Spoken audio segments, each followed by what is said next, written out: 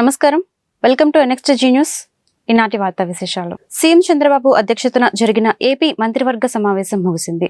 దాదాపు 3.5 గంటల పాటు కొనసాగిన ఈ భేటీలో పలు కీలక నిర్ణయాలు తీసుకున్నారు. ఎన్నికల్లో ఇచ్చిన హామీల మేరకు సీఎం చేసిన 5 సంతకాలకు మంత్రివర్గం ఆమోదం తెలిపింది. వైద్య ఆరోగ్య వర్సిటీకి ఎన్టీఆర్ పేరు పునరుద్ధరించాలని నిర్ణయించింది. అదేవిధంగా మెగా డిఎస్సి ద్వారా 16,347 పోస్టులు భర్తీ, ల్యాండ్ టైటిలింగ్ చట్టం రద్దు, ఏప్రిల్ నుంచి పింఛన్ 4,000కు పెంపు, అన్న క్యాంటీన్ల పునరుద్ధరణ, నైపుణ్య గణన అంశాలకు మంత్రివర్గం ఆమోదం తెలిపింది.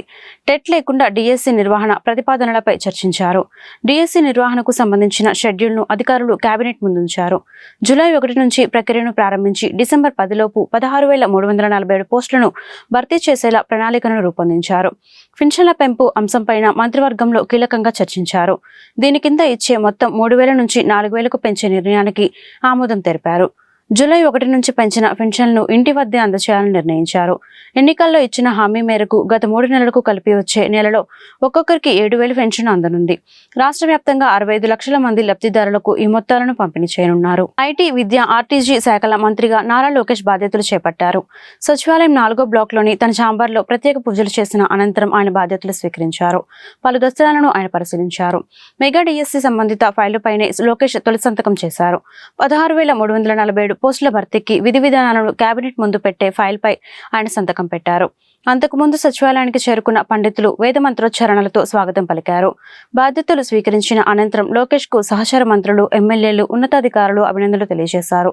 మంత్రులు వంగలపూడి అనిత, గుమ్మడి సంధ్యారాణి, సవిత, టీడీపీ రాష్ట్ర అధ్యక్షుడు పల్లా శ్రీనివాసరావు, ఎమ్మెల్యే బొండా ఉమామహేశ్వరరావు, ఎమ్మెల్సీలు కల్చర్ల శ్రీకాంత్, భూమిరెడ్డి, రామ్గోపాల్ రెడ్డి తదితరులు పుష్పగుచ్చాలు అందజేసి శుభాకాంక్షలు చెప్పారు.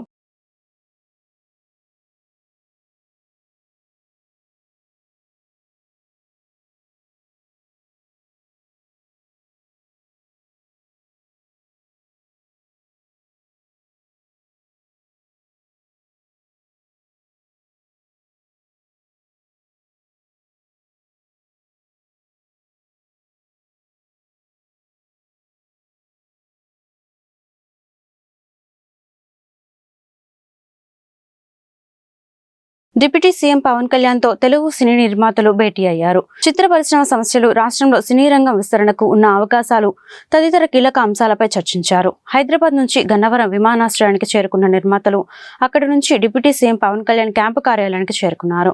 అప్పుడే తొలి కేబినెట్ భేటీ ముగిసిన తర్వాత అక్కడికి చేరుకున్న పవన్ తో సమావేశమయ్యారు. సినీ పరిశ్రమ ఇబ్బందులను పవన్ కు నివేదించారు. ఈ సమావేశంలో సినిమాటోగ్రఫీ మంత్రి కందుల దుర్గేష్ సైతం ఉన్నారు.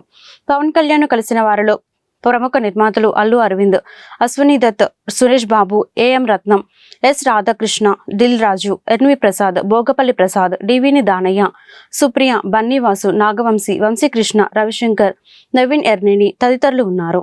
పవన్ తో భేటీ అనంతరం అల్లు అరవింద్ మీడియాతో మాట్లాడుతూ డిప్యూటీ సీఎం పవన్ ను సినీ పరిశ్రమ తరపున అభినందించాం. అందరూ కలిసి సరదాగా కాసేపు మాట్లాడుకున్నాం. సీఎం చంద్రబాబు అపాయింట్మెంట్ ఇప్పించాలని పవన్ ను కోరాం. అన్ని అసోసియేషన్లు కలిసి వచ్చి సీఎం చంద్రబాబును అభినందిస్తామని చెప్పాం. త్వరలోనే అపాయింట్మెంట్ ఇప్పిస్తామని చెప్పారు. సినీ పరిశ్రమకు సంబంధించి సమస్యలపై సీఎంతో చర్చిస్తాం. పరిశ్రమకు చాలా సమస్యలున్నాయి. సినిమా టికెట్ల రేట్ల పెంపు అనేది మాకు చాలా చిన్న విషయం. సీఎం ను కలిసినప్పుడు రిప్రజెంటేషన్ రూపంలో మా సమస్యలు తెలియజేస్తామన్నారు.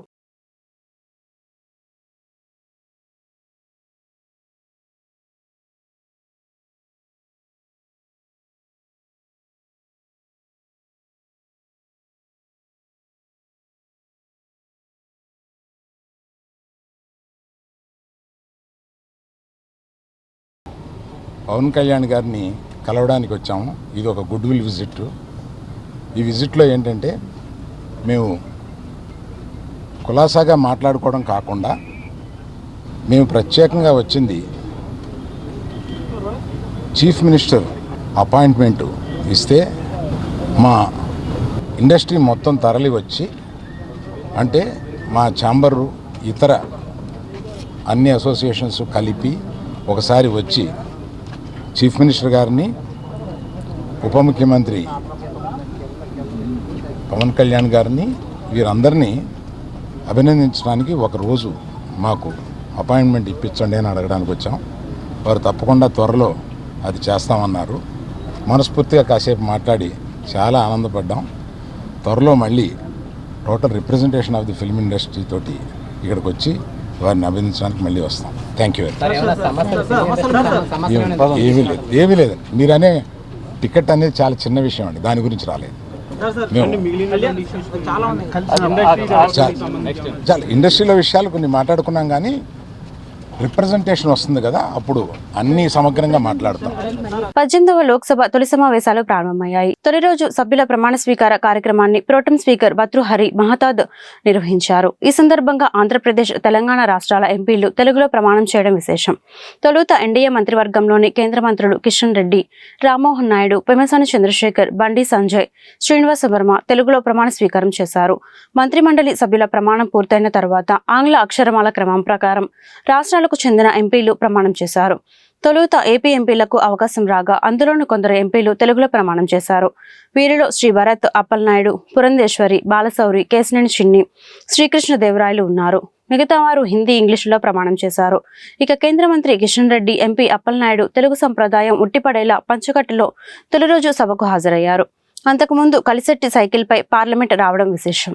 ఎన్డీఏ కూటమి ప్రభుత్వం ఏర్పాటు కావడం, అమరావతి ఉద్యమ ఆకాంక్షలు నెరవేరడంతో రాజధాని ప్రాంత రైతులు తిరుమలకు కృతజ్ఞత పాదయాత్ర ప్రారంభించారు.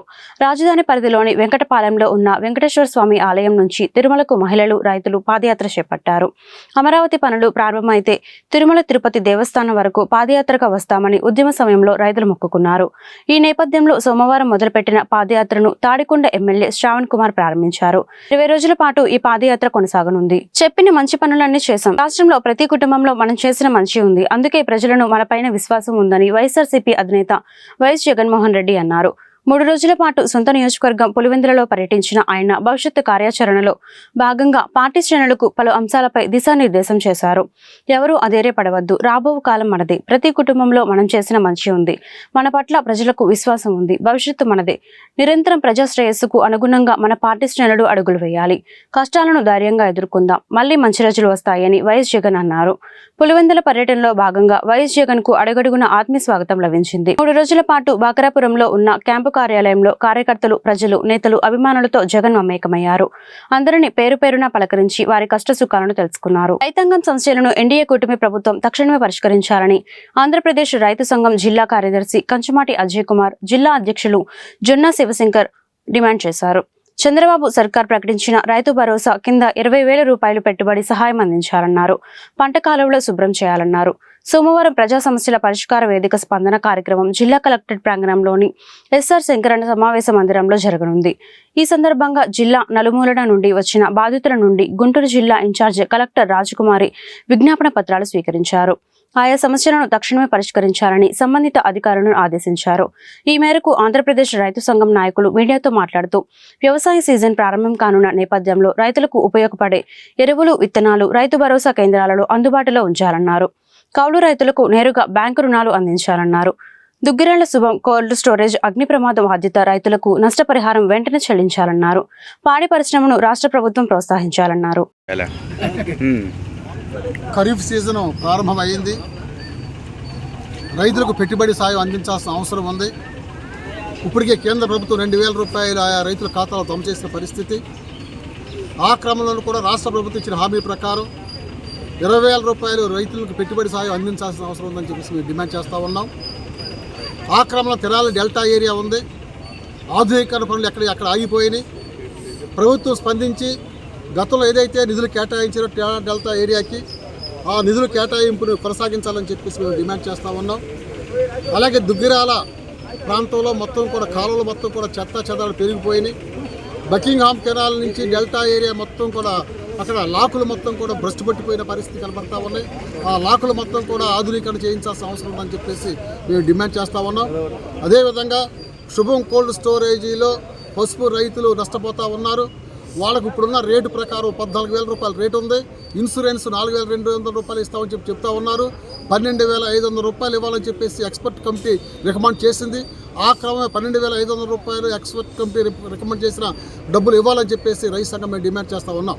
అదేవిధంగా రాజధాని ప్రాంతంలో కౌలు రైతులకు 2 సంవత్సరాల నుంచి కౌలు రైతులకి కౌలు ఇవ్వటం లేదు. ఆ 2 సంవత్సరాల కౌలు ఇవ్వాలని చెప్పేసి, అదేవిధంగా ఏదైతే ఆనాడు ప్లాట్లు ఇస్తామని చెప్పారో ఆ ప్లాట్లు కూడా రీప్లాటేషన్ చేయాలని చెప్పేసి మేము డిమాండ్ చేసి వాళ్ళ కలెక్టర్ గారికి రిప్రజెంట్ చేయబోతా ఉన్నాం.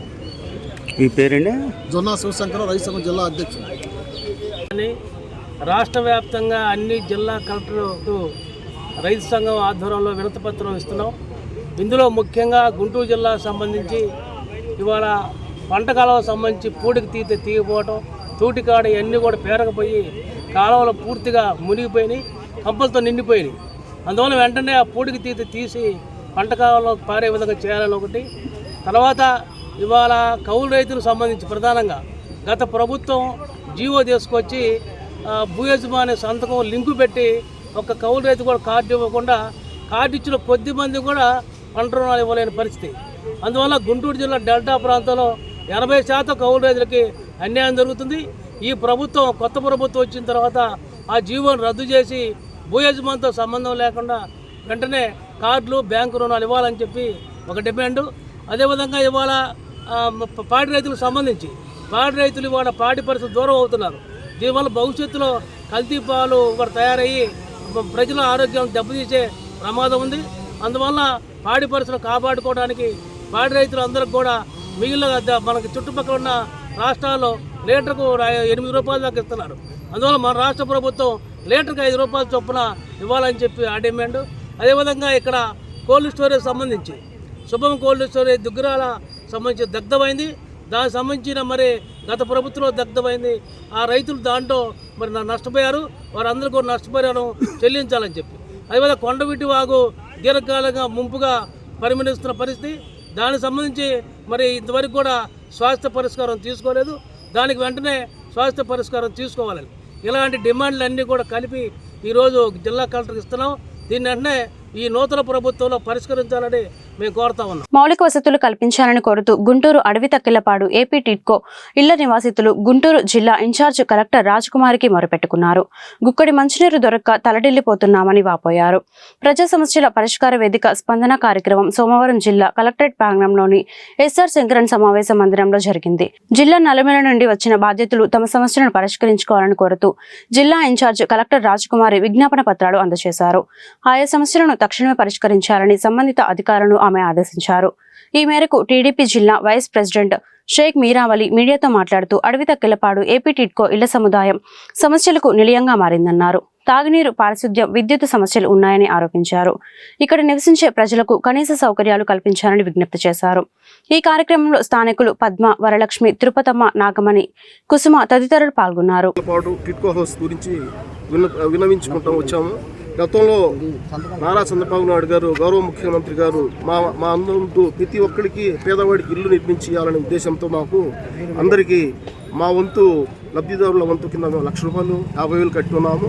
మా అందరికీ పెద్ద ఎత్తున షేర్ వాల్ వాటా కింద మమ్మల్ని వాటాదారులుగా చేసి రాష్ట్ర అదేవిధంగా సెంట్రల్ ప్రభుత్వంతో మాకు ఇల్లు ఏర్పాటు చేశారు. అయితే ఈ మధ్యన వచ్చిన వైఎస్ఆర్సీపీ ప్రభుత్వం వారు ఆ ఇళ్లను సరిగ్గా పట్టించుకోకపోవటం వల్ల అక్కడంతా బీటులు బారి రోడ్లు, శానిటేషన్ ఇవన్నీ చెట్లు పెరిగిపోయి ఎంత ఒక అడవిలాగా తయారైంది. అదంతా బాగు చేసి ఇవ్వకుండానే మాకు తాళాలు ఇచ్చి ఆ ఇళ్ళకి వెళ్ళమని మాకు వాళ్ళు బలవంతంగా పంపించినారు. అక్కడి నుంచి మా కష్టాలు మొదలైనవి. మాకు సరైన వసతులు లేవు, మంచినీరు లేవు. అక్కడ ఆఫీసర్లు కూడా ఎవరు లేరు. అక్కడ ట్యాంకీ కట్టారు. వాళ్ళ పేరు కోసం వాళ్ళందరూ వాళ్ళ పేరు గొప్ప ఊరు దిబ్బ అన్నట్టు వాళ్ళు పెద్ద ఎత్తున ప్రచారానికి రంగులు వేసుకున్నారు. కానీ వాళ్ళకి సరైన వసతులు లేవు. ఇక్కడ ఉన్న వాళ్ళందరూ మేమందరం లబ్ధిదారులు అంటే ఏంది, ప్రతి నెల కార్పొరేషన్ ద్వారా మేము బ్యాంక్కి 3,500 నుంచి 3,000 రూపాయలు కడుతున్నాము. అంతకుముందు కూడా 1,00,000 రూపాయలు 50,000 డిపాజిట్ చేసి ఉన్నాము. మా అందు దయ ఉంచి కలెక్టర్ గారు అధికారులు ఆదేశించి అక్కడ ముందుగా మంచినీరు, పారిశుద్ధ్యం, స్ట్రీట్ లైట్లు, అదేవిధంగా చిన్నపిల్లలు అక్కడ ముసిరి వాళ్ళు చిన్నపిల్లలు ఉన్నారు, పాములు తిరుగుతున్నాయి. మా అందు దయ ఉంచి మమ్మల్ని ఆదుకోమని కలెక్టర్ గారిని మేము వేడుకుంటున్నాం. నా పేరు షేక్ మీరావలి, గుంటూరు జిల్లా తెలుగుదేశం పార్టీ ఉపాధ్యక్షుడు.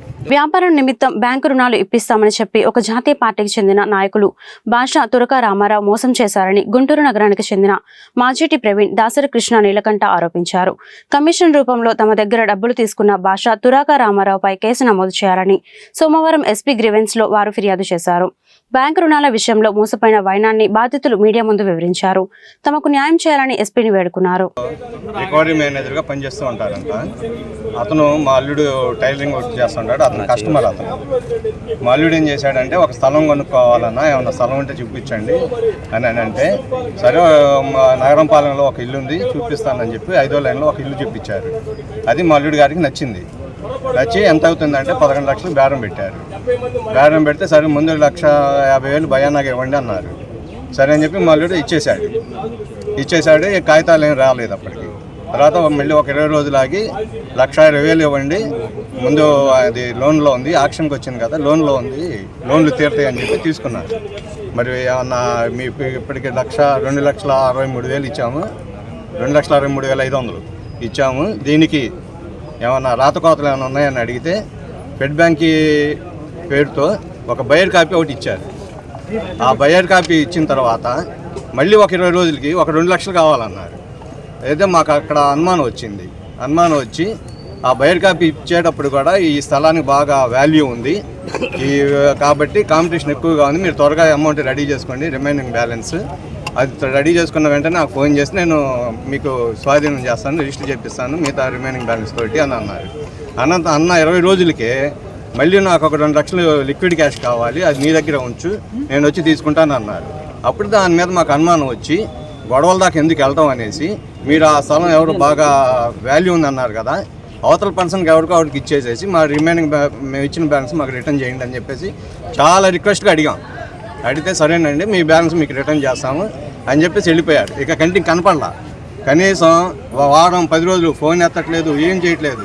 మాకు అనుమానం వచ్చి అరణాలపేట 10వ లైన్లోని 3వ లైన్లో మేడపైన ఉండేది ఫెడ్ బ్యాంక్ అని చెప్పేసి అక్కడికి వెళ్ళి నాగరాజు గారి గురించి విచారించగా ఆయన ఏమన్నారంటే ఇక్కడి నుంచి ట్రాన్స్ఫర్ అయ్యారండి ఆయన నాగరాజు గారు, విజయవాడ వెళ్ళారన్నారు. మా ఫోన్లు ఎట్టి ఎత్తట్లేదు కాబట్టి మా ఫ్రెండ్ వేరే ఫోన్ నుంచి ఫోన్ చేస్తే ఆ ఫోన్ లిఫ్ట్ చేశారు ఆయన నాగరాజు గారు. చేసిన తర్వాత ఏంటండి మరి ఏం ఎట్ట చేశారంటే నాకు అనుకోకుండా ట్రాన్స్ఫర్ అయింది, నేను ఏ విషయం గుంటూరు వచ్చి మాట్లాడతాను, మీరు ఎక్కువగా మాత్రం అక్కడ బ్రాంచ్లో కానీ ఎక్కడ గొడవలు చేసి మీరు డబ్బులు ఇచ్చున్నారు ఆల్రెడీ, నాకు ఆ డబ్బులు వెనక్కి రావు, మీరు జాగ్రత్తగా ఉండండి అన్నారు. ఎట్లా అని మేము ఆలోచిస్తున్నాం, దానికి భయపడి ఏం చేయాలని ఆలోచిస్తున్న టైంలో మా అల్లుడు కస్టమర్ ఇంకొక అతను ఉన్నాడు భాషా గారు, అతనుకి ఈ విషయం చెప్తే సరే మా ఆఫీస్కి రండి మేము చూస్తాము మాట్లాడదాం అన్నారు. అక్కడికి వెళ్ళిన తర్వాత అక్కడ ఈయనెవరో తురకా రామారావు గారు అంట, నరేంద్ర మోడీ గారు నా ఫ్రెండు, మేము అన్ని కార్యక్రమాలు బీజేపీ తరఫున చేస్తూ ఉంటాం గుంటూరులో, మాదంతా సీక్రెట్గా ఉంటుంది, మేము ఇప్పుడు ఎన్నికల కోడ్ ఉంది కాబట్టి మేము బయటికి రాకూడదు.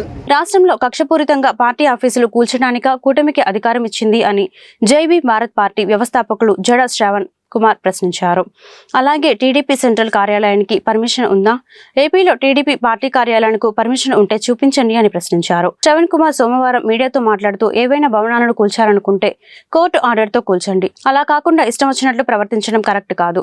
రూల్ ఆఫ్ లాను టీడీపీ ఉల్లంఘిస్తోంది. పార్టీ ఆఫీసులకు అనుమతి లేదని అధికారులకు ఇప్పుడు గుర్తొచ్చిందా? అధికారులు ఏ ప్రభుత్వం అధికారంలో ఉంటే వాళ్ళు కొమ్ము కాయడం కరెక్ట్ కాదు. ఇటువంటి చర్యల వల్ల ప్రజలకు ప్రభుత్వంపై నమ్మకం పోతుందని ఆయన వెల్లడించారు. మీ పార్టీ ఆఫీసులకు ఏమైనా పర్మిషన్స్ ఉన్నాయా? మీ మంగళగిరిలో కేంద్ర పార్టీ కార్యాలయానికి పర్మిషన్ ఉందా? ఇప్పటికీ పర్మిషన్ ఇచ్చి కట్టారా? ఒకవేళ పర్మిషన్ ఉంటే టీడీపీ అధికారిక ప్రతినిధి ఎవరినైనా చూపించమనంటే పర్మిషన్ కాపీ. మీరు కట్టుకున్న ఏ బిల్డింగ్కి అయినా పర్మిషన్ ఉందా? పార్టీ కార్యాలయాలకి మీరు కట్టినటువంటి ఇప్పుడు ఈ కరకట్ట మీద ఉన్నటువంటి ఇక్కడ నుంచి మంతెన సత్యనారాయణ దాకా రాజు ఆ బిల్డింగ్ వరకు మొదలు పెట్టుకుంటే ఏ బిల్డింగ్కి పర్మిషన్ ఉండదు. మేము కూడా దాని మీద కేసు ఫైల్ చేస్తాం, నో డౌట్. ఏదైతే మీరు ఇప్పుడు పడగొట్టారో పార్టీ కార్యాలయాలు, మేము కూడా కరకట్ట మీద ఉన్నటువంటి బిల్డింగులు దేనికి పర్మిషన్ లేదు. ఆ పర్మిషన్ కూడా ఇరిగేషన్ ల్యాండ్లో అన్ని బిల్డింగులు కట్టారు, వాటన్నిటిని కూడా డిమాలిష్ చేయండి అని మేము కూడా ఒక ప్రజా ప్రయోజన వ్యాజ్యం వేయబోతున్నాం. మన అచ్చెన్నాయుడు పసుపు బిళ్ళ పెట్టుకుని వెళ్ళండి, ఎంఆర్ఓ మీకు ఏదైనా చేస్తానన్నాడు. అది ఎంత తప్పుడు స్టేట్మెంటో మీకు ఇప్పుడు అర్థం కాదు, 2029లో అర్థం అవుతుంది. ఎందుకంటే ప్రజలు ఓట్లేశారు కదా అని మిమ్మల్ని ఎప్పటికీ నెత్తిన పెట్టుకుంటారని మాత్రం అనుకోమాకండి. వాళ్ళకి మిమ్మల్ని ఎలా నెత్తిన పెట్టుకోవాలో తెలుసు, అవసరమైనప్పుడు ఎలా కింద పడేయాలో కూడా అంతకంటే ప్రజలకు ఎక్కువ తెలుసు. ఈ వార్తలు ఇంతటితో సమాప్తం. మరొక బులెటిన్లో మళ్ళీ కలుద్దాం. అంతవరకు సెలవు, నమస్కారం.